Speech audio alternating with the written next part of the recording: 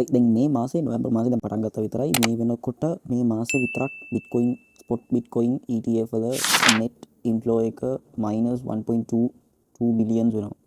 එතකොට ලොකුවට ETF පැත්තෙන් සල්ලි එළියට යනවා මාකට් එකට ලික්විඩිටි එන්නේ නැහැ.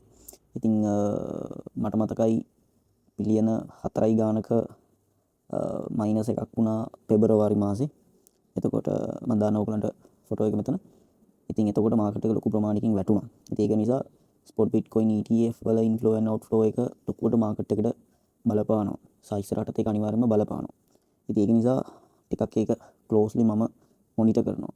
දැන් වීක්ලි chart එකේ 50 EMA එක උඩින් තමයි මාකට් එක ඇත්තටම ක්ලෝස් උනේ මේ සතියේ. ඉතින් ඒක ඇත්තටම හොඳ දෙයක්.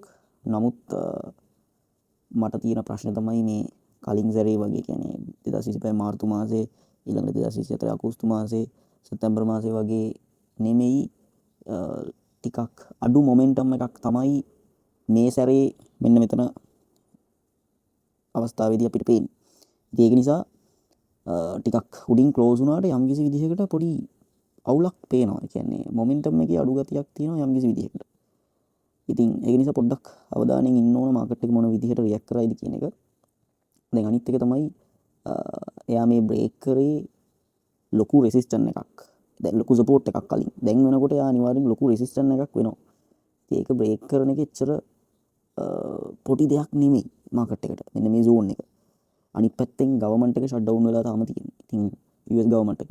සාමාන්‍ය US ගවර්න්මන්ට් එක ෂට් ඩවුන් එක ඉවර වුණොත් ඒක මම හිතනවා මාකට් එකට පොසිටිව් විදිහට බලපායි කියලා. මොකද මෙතන තියෙන ෆෙයා වැලියු ගැප් එකක්. ඔයගොල්ලෝ මොනිටර් කරාද දන්නේ නැහැ. පොඩි ෆෙයා වැලියු ගැප් එකක් තියෙනවා ඩේලි chart එකේ. ඒතර මේක පොඩි එකක්. නමුත් ෆිල් කරන්න යන්න පුළුවන්. මේක ඒ කියන්නේ රවුන්ඩ් 1,17,000 විතර යන්න පුළුවන්. ඉතින් ඒ යන්න කලින් මාකට් එක ආයි ලෝ එකක් හදයිද කියලා අපි දන්නේ නැහැ.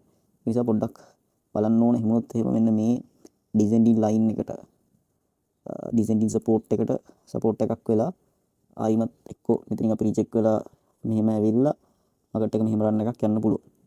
කොහොම සිනාරියෝ එකක් වෙන්න පුළුවන්. හැබැයි මතක තියාගන්න මේ කොහොම වුණත් වීක්ලි chart එකේ 50 EMA එක ඊළඟට 55 EMA එක මාකට් එකේ ලොකු සපෝට් එකක් වෙනවා. දැන් ඇත්තටම 55 EMA එක තමයි මාකට් එකේ ලොකුවට මෙතන සපෝට් එකක් උනේ MA එකටත් වඩා.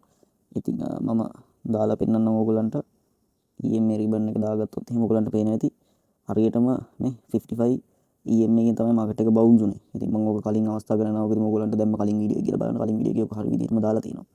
දැන් ඩේලි chart එකේ මට කිසිම මොමෙන්ටම් එකක් පෙන්වන්න නැති ගතියක් තියෙන්නේ. හැබැයි අපි විදිහට අප් වෙනවා. නමුත් මේ zone එක මතක තියාගන්න රෙසිස්ටන්ට් එකක් වෙන්න ඕන. මේ zone එක අපි හිතමුකෝ බ්‍රේක් කරගන්න පුළුවන් වුණා කියලා. අන්න එතකොට easily මේ level එකට යන්න පුළුවන්. easily බ්‍රේක් කරගන්න බැරි වුණොත් අනිවාර්යෙන් මේ තව low එකක් හදන්න එන්න පුළුවන්. මොකද market structure එක තාම bearish daily chart එකේ. ඒක හොඳට මතක තියාගන්න හරි. එහෙනම් මොනවාද ඔයගලන්ට ඕනේ ඊළඟට කියලා ඇනලයිස් කරන්න දාන්න කමෙන්ට් එකක් ලයික් එකක් දාන්න මේ වීඩියෝ එක ෂෙයා කරන්න ඔයාලගේ ක්‍රිප්ටෝ යාළුවොත් එක්ක. එහෙනම් thank you very much.